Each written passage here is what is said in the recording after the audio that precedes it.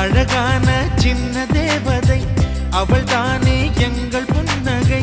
நாள்தோறும் இங்கு பண்டிகை, நம் வானில் வான வேடிக்கை. இதுபோல சொந்தம் தந்ததா இறைவாவா நன்றி சொல்கிறோம். உனக்கேதும் சோகம் தோன்றினா இங்கே வா இன்பம் தருகிறோம். சரவெடி